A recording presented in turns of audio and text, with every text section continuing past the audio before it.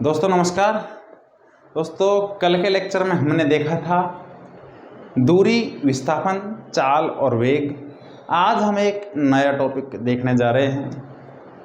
तो आज हम देखेंगे, सबसे पहले देखेंगे रासायनिक अभिक्रिया, उसके बाद में रासायनिक अभिक्रिया के प्रकार और उनके कुछ एग्जाम्पल। तो आज हम देखेंगे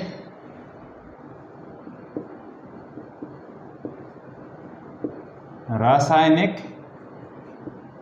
अभिक्रिया, जिसे केमिकल रिएक्शन भी कहते हैं।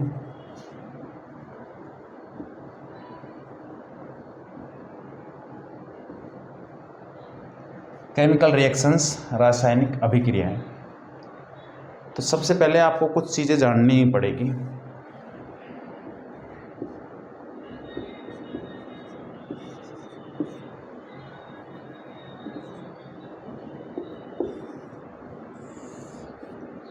रासायनिक अभिक्रिया क्या होती है? सबसे पहले आपको ये जानना पड़ेगा कि रासायनिक अभिक्रिया क्या होती है।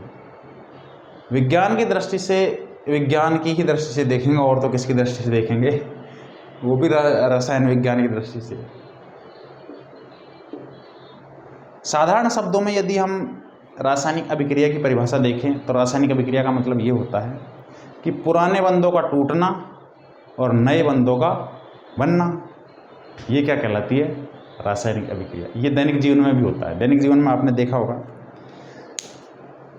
जैसे अभी आप कंपटीशन की तैयारी कर रहे हैं, जब आप छोटे बच्चे थे, जब पाँचवीं तक जब आप पढ़ते थे, किसी स्कूल में जाते होंगे, स्कूल में ही जाते होंगे, तब आपके दोस्त अलग रहे होंगे। जब आप 5वीं पास करके 8वीं वाले स्कूल में गए तो आपके दोस्त अलग बने होंगे। जब आप 8वीं पास करके 10th की स्कूल में आए होंगे तो 8वीं वाले छूट गए होंगे, 10th वाले नए दोस्त बने होंगे। 10th पास करके जब आप हायर स्टडी के लिए 11वीं 12वीं के लिए दूसरी स्कूल में गए तो आपके वहाँ पर नए दोस्त बने होंगे। स्कूल को पार करके आप कॉलेज में गए होंगे तो कॉलेज में अलग दोस्त बने होंगे। और यदि आप प्रोफेशनल लाइफ में चले गए हैं तो सब पीछे छूट जाता है, वहाँ अलग दोस्त बनते हैं। मतलब जहाँ पर भी जाता है आदमी तो पीछे वाले छूटते जाते हैं और आगे नए बनते जाते हैं। ये प्रकृति का नियम है। तो कुछ ऐसा ही केमिस्ट्री की दुनिया में भी होता है। तो केमिस्ट्री की दुनिया में क्या होता है? पुराने बंधों का टूटना और नए बंधों का बनना। पुराने बॉन्ड टूटते हैं और नए बॉन्ड बनते हैं। ये होती है रासायनिक अभिक्रिया। अब रासायनिक अभिक्रिया में कुछ चीज़ें होती हैं, जैसे A और B, ये दोनों मिले और मिलकर के बना दिया C। तो जो ये A और B है ना, इनको कहते हैं अभिकारक। अभिकारक, रिएक्टेंट बोलते हैं इसे, रिएक्टेंट। और ये तीर के चिन्ह के पीछे की तरफ होते हैं। ये तीर का चिन्ह है, इसके पीछे की तरफ रहते हैं, वो क्या कहता है? रिएक्टेंट, अभिकारक। ठीक है। और जो बनता है ना, बनता है, उसे कहते हैं उत्पाद। क्या कहते हैं? उत्पाद, प्रोडक्ट।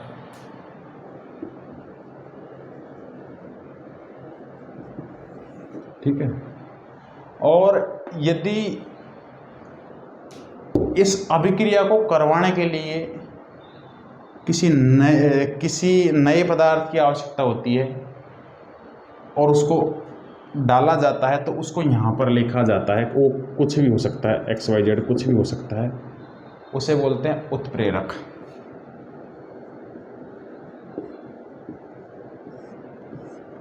कैटलिस्ट। ठीक है। और यदि उस अभिक्रिया में किसी अभिक्रिया को करवाने के लिए यदि हीट की या अधिक ऊर्जा देने की आवश्यकता पड़ती है तो उसको भी यहाँ पर ही प्रदर्शित करते हैं। तो इसे अभिकारक कहेंगे। इसे उत्पाद कहेंगे। रासायनिक अभिक्रिया को हमने देखा क्या कहेंगे, पुराने बंधों का टूटना और नए बंधों का बनना रासायनिक अभिक्रिया होती है। अब देखते हैं हम रासायनिक अभिक्रियाओं के प्रकार और उनके उदाहरण।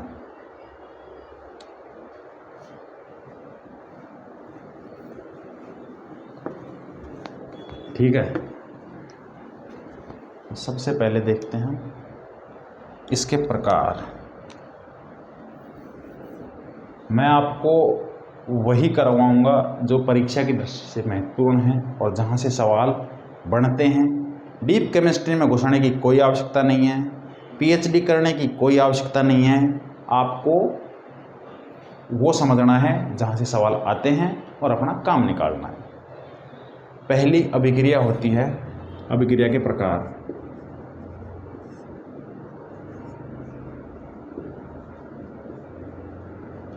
संयोजन अभिक्रिया। संयोजन अभिक्रिया का मतलब क्या होता है? संयोजन का मतलब ही है कि कुछ दो चीजें मिल रही हैं। तो इसमें क्या होता है,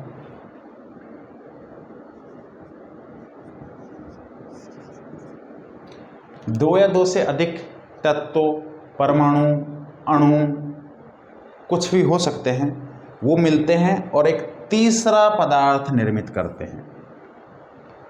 क्या निर्मित करते हैं? तीसरा पदार्थ।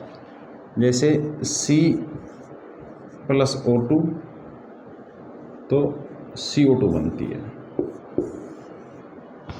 ठीक है, ये A हो गया, ये B हो गया और ये C हो गया।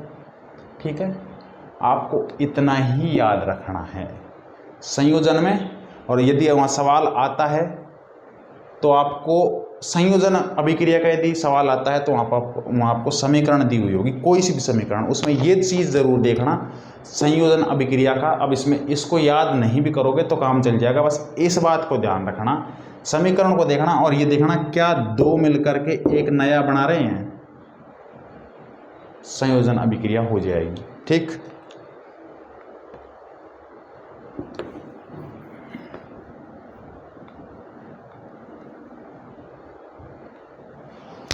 अब आती है, अरे ये नीला पेन ढंग से नहीं चलता है, विस्थापन अभिक्रिया।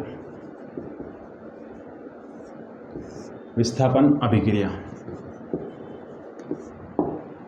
विस्थापन अभिक्रिया, विस्थापन का मतलब होता है डिस्प्लेसमेंट। डिस्प्लेसमेंट मतलब जैसे हम एक एग्जांपल से देखते हैं।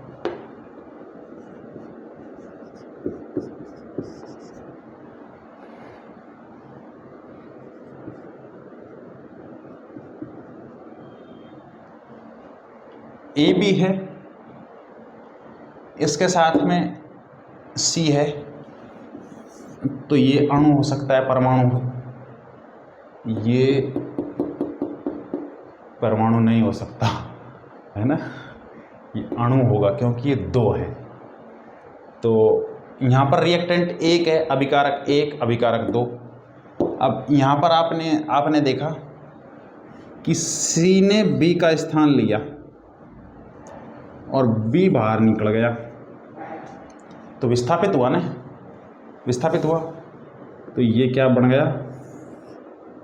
ठीक है, जब ऐसा कुछ आपको दिखाई दे तो आप समझ जाना कि ये विस्थापन अभिक्रिया है। जैसे ZnSO4 Cu+Cu, तो यहाँ पर जिंक सल्फेट है और ये कॉपर है, तो ये हो जाएगा, नहीं ये CuSO4 plus CuSO4 copper sulphate plus zinc, तो ये हो जाएगा ZnSO4, जिंक सल्फेट बन जाएगा और कॉपर बाहर निकल जाएगा। ठीक, तो देखो Zn ने किसका स्थान लिया, Cu का, और Cu को कहाँ निकाल दिया, बाहर। तो जब भी कुछ ऐसा दिखाई दे, कुछ ऐसा दिखाई दे, तो वहाँ पर आप विस्थापन अभिक्रिया मानोगे। अब इसमें इनको याद करने की आवश्यकता नहीं है, आप ये पैटर्न देखो कि क्या इस प्रकार की व्यवस्था में मिल रही है क्या, कि बी का स्थान सी ने लिया और बी बाहर नहीं निकल गया, कुछ ऐसी व्यवस्था बन रही है क्या। अब विस्थापन, ये हो गई विस्थापन अभिक्रिया। अब कुछ ऐसे भी हो सकता है, A B plus C D बना क्या, ए सी और बी डी। इसमें क्या हुआ, बी का स्थान लिया सी ने, सी यहाँ आ गया और बी यहाँ आ गया, ये ए सी ये बी डी, यहाँ पर दोनों विस्थापित हो रहे हैं, तो ये कहलाएगी द्विविस्थापन अभिक्रिया। ठीक,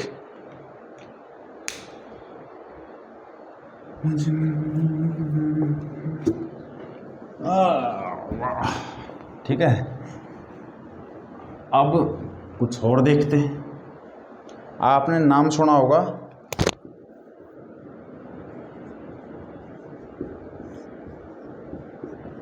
ऊष्मा छेपी और ऊष्मा शोषी, एक्सोथर्मिक एंडोथर्मिक। ऊष्मा छेपी, ऊष्मा मतलब हीट और छेपी मतलब बाहर निकलना, ठीक है। ऊष्मा शोषी, शोषी मतलब ग्रहण करना,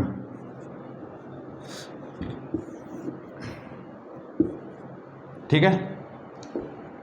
ऊष्मा छेपी अभिक्रियाएं वो होती हैं जब ये क्रियाएं घटित होती हैं तो ऊर्जा बाहर निकलती है, ऊर्जा बाहर निकलती है तो पात्र गर्म हो जाता है,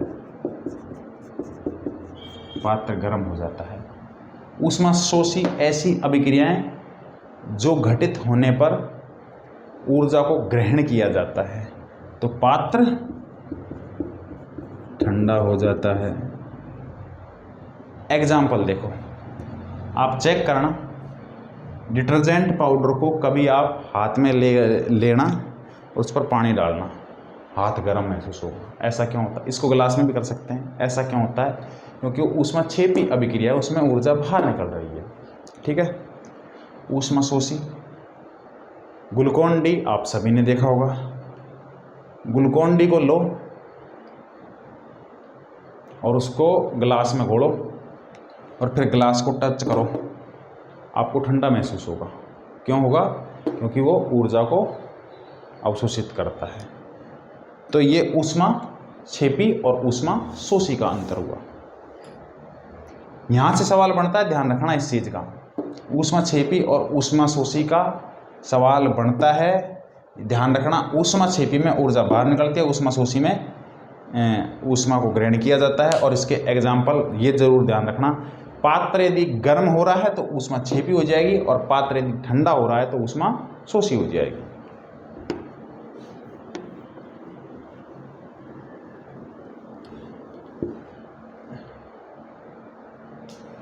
एक होती है वियोजन अभिक्रिया।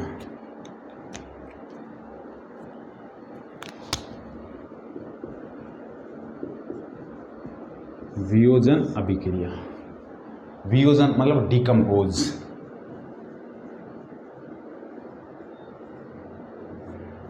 डिकम्पोज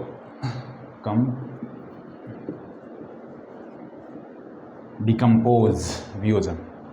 अब ये वियोजन अभिक्रिया क्या होती है? वियोजन अभिक्रिया का मतलब होता है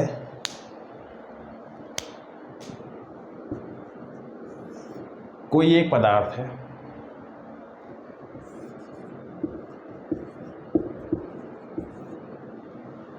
वो उसने अपने आप को तोड़ लिया। अब वो कारक कुछ भी हो सकता है, किसी भी कारण से वो डिकम्पोज हो सकता है। तो ए भी था, जो किस में टूटा, ए में और बी में। ये अभिक्रिया ये कहाँ पर, इसके एग्जाम्पल क्या देख सकते हैं।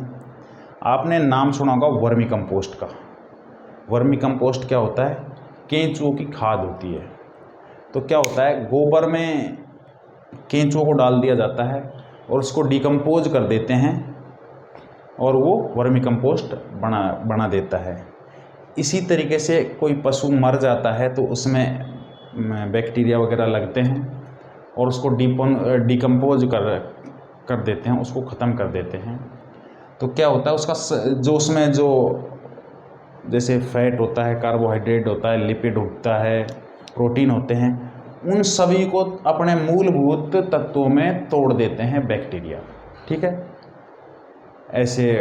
तो ये जो ये वियोजन अभिक्रिया है, डिकम्पोजिंग रिएक्शन है, इसका एग्जाम्पल है। ठीक, एक अगली और अभिक्रिया होती है,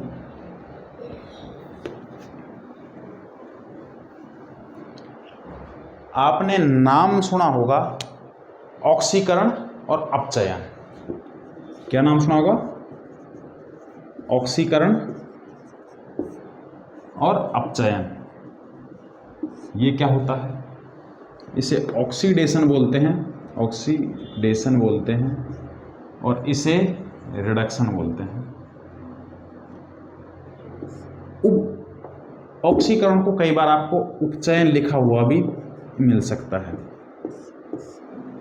ये क्या होता है, यहाँ से सवाल आता है और मैंने ज़्यादातर जितने एग्ज़ाम्स के में देखा है तो उनमें जो ये सवाल पूछा जाता है, ये इसकी डेफिनेशन से सवाल पूछा जाता है, इसकी परिभाषा से सवाल पूछा जाता है, क्योंकि ये परिभाषा है, इसकी परिभाषा जो कन्फ्यूजिंग है। तो आप इसको थोड़ा सा, इसकी परिभाषा को थोड़ा गौर से देखना।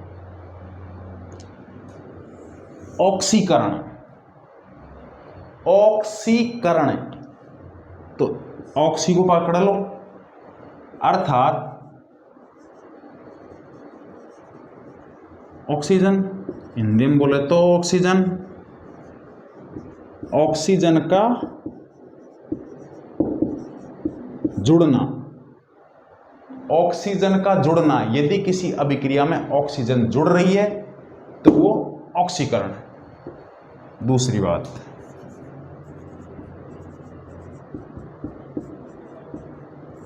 हाइड्रोजन का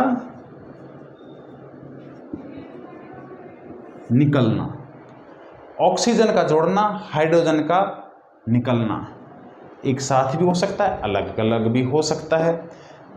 तो इस बात को जरूर ध्यान रखना। ऑक्सीकरण क्या होता है, ऑक्सीकरण में ऑक्सीजन जुड़ता है और हाइड्रोजन निकलता है। ऑक्सीजन का जुड़ना ये भी ऑक्सीकरण, और हाइड्रोजन का निकलना ये भी ऑक्सीकरण। अपचयन में ठीक इसका उल्टा होता है। अपचयन में क्या होता है, ऑक्सीजन का निकलना,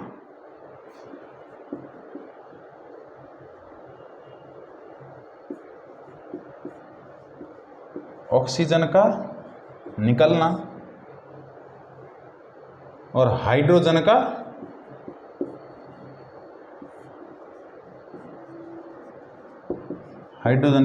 जुड़ना।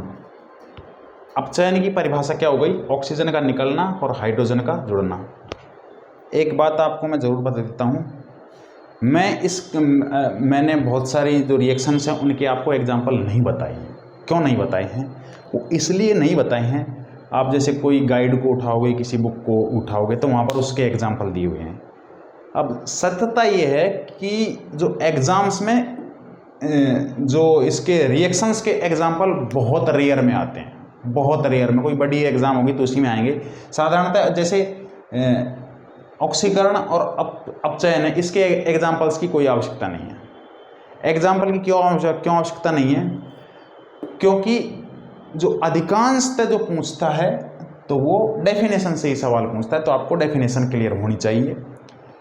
तो मैं इसीलिए मैं इसको शॉर्ट में कराने की कोशिश करता हूँ, ताकि स्टूडेंट पर प्रेशर ना क्रिएट हो और जो नॉन साइंस बैकग्राउंड के स्टूडेंट होते हैं उनको इससे डर ना लगे। तो इसलिए मैं इसको सरल शब्दों में और थोड़ा समराइज करने की कोशिश करता हूँ। ऑक्सीकरण, ऑक्सीजन का जुड़ना, हाइड्रोजन का निकलना, अपचयन, ऑक्सीजन का निकलना और हाइड्रोजन का जुड़ना। तो आज हमने क्या क्या देखा? रासायनिक अभिक्रिया किसे कहते हैं, रासायनिक अभिक्रिया के प्रकार और कौन कौन सी अभिक्रिया देखी हमने। संयोजन देखी, विस्थापन देखी, द्विविस्थापन देखी, अपघटन या उस जिसे वियोजन अभिक्रिया बोलते हैं, डिकम्पोजिंग रिएक्शन, वो देखी, ऊष्माक्षेपी देखी, ऊष्माशोषी देखी, ऑक्सीकरण देखा, अपचयन देखा। तो रासायनिक अभिक्रिया ये टॉपिक हमारा पूरा होता है। आई होप आपको ये वीडियो पसंद आया होगा। यदि आपको हमारा ये वीडियो पसंद आया है तो लाइक करें, कोई क्वेरी हो तो कमेंट करें। Stay tune, see you tomorrow.